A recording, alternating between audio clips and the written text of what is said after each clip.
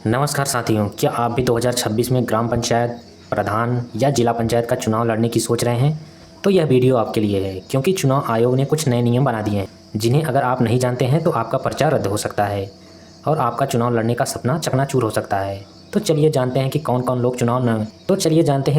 चुनाव नहीं लड़ पाएंगे। तो आप लोग वीडियो को पूरा देखिए। तो चलिए शुरू करते हैं। सबसे पहला नियम है न्यूनतम आयु सीमा। सबसे पहली और जरूरी शर्त है उम्र। नामांकन भरने की तारीख को उम्मीदवार की उम्र कम से कम 21 वर्ष होनी चाहिए। अगर आप 20 साल 11 महीने के भी हैं तो पर्चा आपका खारिज हो सकता है। दूसरा नियम है आपराधिक पृष्ठभूमि और सजा।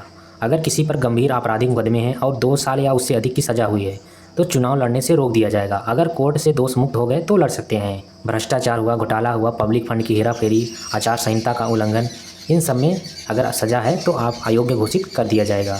तीसरा नियम है मानसिक रूप से स्वस्थ एवं दिवालिया, वह भी चुनाव नहीं लड़ सकता है। मेडिकल प्रमाण पत्र और कोर्ट के आदेश पर ही वह चुनाव लड़ सकते हैं। चौथा नियम है एक साथ 2 पद पर चुनाव नहीं लड़ सकते हैं।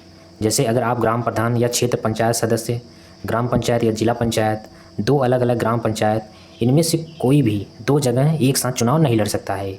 एक ही पद के लिए एक ही स्थान से चुनाव लड़ सकते हैं। शैक्षणिक योग्यता। फिलहाल उत्तर प्रदेश में शैक्षणिक योग्यता की कोई बाध्यता नहीं है, लेकिन यदि आप कोई फर्जी सर्टिफिकेट लगाते हैं तो आपका पर्चा रद्द किया जा सकता है। सरकारी कर्मचारी और संविदा कर्मचारी।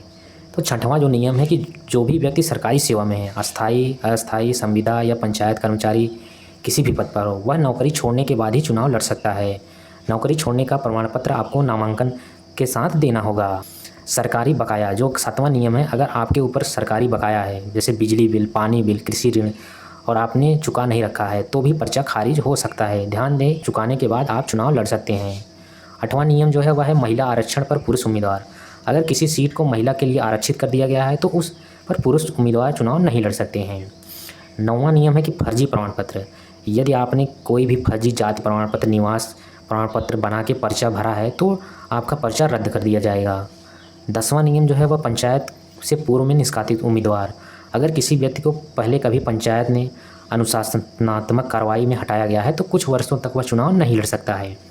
तो यह कुछ 10 नियम हैं। तो साथियों, ये थे कुछ बड़े 10 नियम जिसकी वजह से आप पंचायत चुनाव 2026 में चुनाव नहीं लड़ सकते हैं।